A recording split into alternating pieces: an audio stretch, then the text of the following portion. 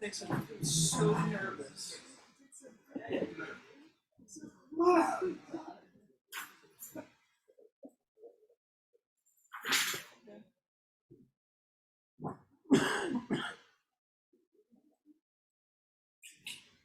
All right, so 3 o'clock. So Ruth, let's go ahead and get started. Okay. Hi guys, I'm Ruth. Thank y'all for coming out to my portfolio review. I'm glad y'all are here. So who am I? I'm a creative tech major and I have a minor in biology. And I'm working on campus as one of the student supervisors for the technical support desk. Some fun facts about me. I'm a karate kid. I love animals. I eat pancakes too much. I'm your resident pun maker, and I've run from a bear before. So how to get into creative tech? I learned about Barry through two of my friends who went to high school with me and who graduated and came here before I did. Neither of them went creative tech. One was in vet med and one was pre-med. And but they knew about Hackberry and they were telling me, oh, we know all these things you like, you ought to come here. And so I really gravitated towards it because it mixed the things that I really loved, technology and design. I didn't want to do like just purely coding, and I didn't want to do just design. I wanted to learn how to make it meaningful for people. And I felt there wasn't any other program but Creative Tech that really did that. And so for my theme, it's listening to a need or responding with design. So for these projects, for them, there was something a problem that needed to be addressed, and I just designed my project around a specific goal I had in mind. So this was from robotics. Costa and I worked on it together. We had a client who had a need for mobility aid, and she really loved going to cons and cosplaying, but a lot of times she would get harassed because her mobility aid didn't go with her costume or something. So she requested for us to make a cane that could double as a prop that matched the aesthetic of a character she wanted to dress up as. So we modeled it in Fusion and cut it out with the CNC router. And we did a lot of iterative design with the shape of this handle here. We kept cutting it out in foam core, giving it to people to give feedback on and remaking it. And we ended up with the design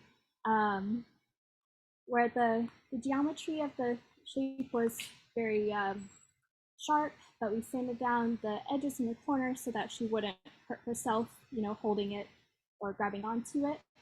And we had two surfaces of the handle, like one here and one here, so that it could sit upright in the shape of a guitar, if you want to just put it like a guitar, and it could rotate down this way and have this surface be touching here, so that the curved side faced up so she could grab it. And she really liked it. For the Moldmeister, this is for Intermediate Design Studio. Ben had a large amount of mold growing on the ceiling of his bathroom. So we wanted to do a study where we put temperature and humidity sensors in different bathrooms, Ben, Jamal's, and mine, to just kind of see if there was a problem with various bathrooms in between buildings, and seeing if mold could become a significant problem in the future. So this was like a big exercise in making data that could be presentable to people. And we kind of discovered that there was more of a correlation between the length of a shower rather than how hot or humid it was.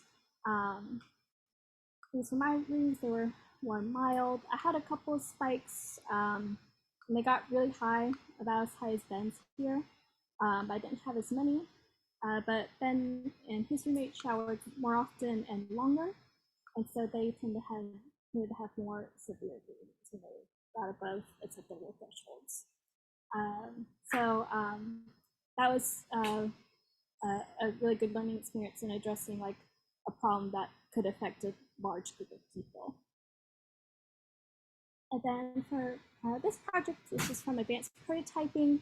A lot of my projects before, I hadn't really made for myself. I was always making them for other people. So for my smartwatch, I wanted to really lean into the aesthetics I liked and what I needed. I have really small wrists, so I had concerns about making this thing comfortable enough for me to wear and use, just because of the size of the circuit board that was necessary. So I put a lot of work into modeling the enclosure for it, making it as small as I possibly could, like just big enough for the board to fit in there, and smoothing it and finishing it. It came out a little bit rough out of the resin printer. And it had different watch faces. I had kind of like a blue spacey aesthetic. I had an analog watch face, a digital watch face, a weather app, and then this is the picture of the watch. And so yeah, I really got to lean into the aesthetic of a project over just pure functionality, and I really enjoyed that. So for my capstone, I decided to break away from my theme a little bit and incorporate some of my biology minor. I wanted to look into an environmentally friendly 3D printed filament that can be broken down when left outside. Last summer, I did an internship with a company called RWDC, and they're making a new 3D printed filament of a material called PHA. And it's brand new, it's not on the market yet. It's still undergoing initial testing. Only a couple of people have tried to print with it before. So I decided to just print with it and note my experiences and like thoughts on the material. And the reason I did it is it's something that my family has cared about a long time, and most plastic in the world, less than 10%, is properly recycled, either because it doesn't ever make it to a recycling center, or it's just not a material that can be recycled. Yeah, so I felt like it was an important issue, and I felt like it was an interesting area to cover, because we think about like mass manufacturing of items. We don't really think about as much about how 3D printing affects the environment. So the biggest difficulty I had with it was just getting the filament to stick to the bed. It's very flexible and bouncy. It's not quite as like stiff as some filaments like PLA. So I kept wanting to come off the bed, and I got it to stick if I used glue and hairspray. It needs a lower nozzle temperature than PLA, but a hotter bed temperature. And then once I was able to get a sufficient number of samples printed, I left them in composting bins. I just measured how their mass changed over the time that they were in there. And the 1.5 months that they were in there, they lost up to 3.5% of their mass, which may not seem like a lot, but for some plastics, it can take them, I know PLA can take up to 80 years unless it's industrially composted. So I think that the fact that it lost as much as it did in such a short period of time, usually we look for at least a few months to up to a year. I didn't have that long, but I feel like that this is a good amount for the time that it was in there. And the American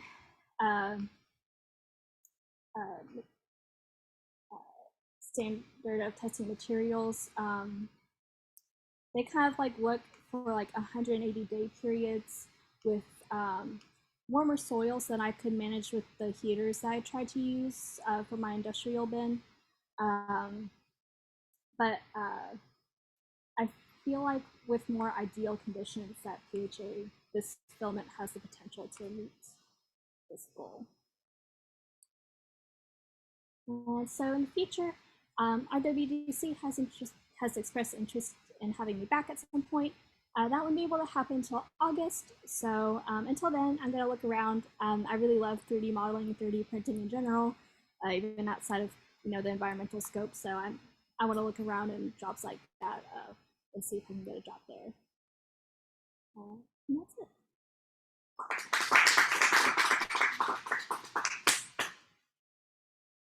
Yeah, so question.